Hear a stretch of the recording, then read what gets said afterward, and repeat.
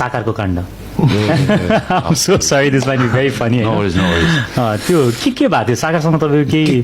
त्यस्तो पर्सनली केही भएको छैन ऊ यहाँ अस्ट्रेलियामा बस्दै थियो त्यति बेला होइन अब के अब हुन त ऊ भन्दा त्यति बेला म मेन्टली म फक्टअप थिएँ कि खास चाहिँ भन्दा तर मैले चाहिँ देखाइरहेको थिएन म चाहिँ त्यति बेला एकदम क्रनिक ड्रग्स खाने बेलामा थिएँ नि म पनि उसले पनि यता के खायो होला होइन अनि त्यही अनुसारको रियाक्ट गर्यो अनि मैले चाहिँ सकेसम्म खाए पनि ल डोन्ट रेस्पोन्ड भनेर बसिरहेको थिएँ तर अति नै यस्तो भयो कि मेरो अडियन्स चाहिँ 50-50मा बाँडियो कि 50%ले चाहिँ रेस्पोन्स नगर किनभने त्यो गुडा कोट्टा र काम छैन त्यस टाइपको भन्यो होइन अर्को चाहिँ के दाइ अति भइसक्यो टाइपको कि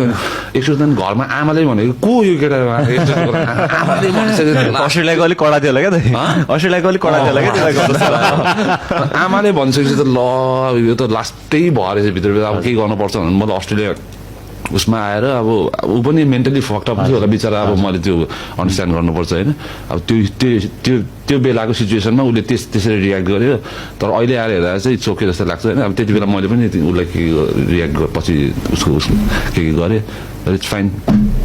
तपाईँले त्यो उसलाई के अरे सही पनि भन्न लगाउनु होइन त्यो पनि अस्ट्रेलियामै भेटेर हो के थियो बिहाइन्ड द सिन्स चाहिँ यस्तो थियो म ठ्याक्क ल्यान्ड भयो अस्ट्रेलिया होइन अनि अर्गनाइजरहरू दाइ के चाहिन्छ भन्नु यहाँ हो भने होइन के चाहिन्छ भने मलाई केही चाहिँदैन मलाई सो गर्नु भन्दा सो चाहिँ शान्तिसँग गर्नु छ र त्यो शान्तिसँग गर्नुको लागि मलाई सुरुमा साकारसँग भेटाउनु पर्छ तिमीहरूले भने अनि अर्गनाइजरले यताउति गर्यो कि मिलाउनु ट्राई गर्यो होइन अनि हाम्रो होटल चाहिँ कस्तोमा थियो भन्दाखेरि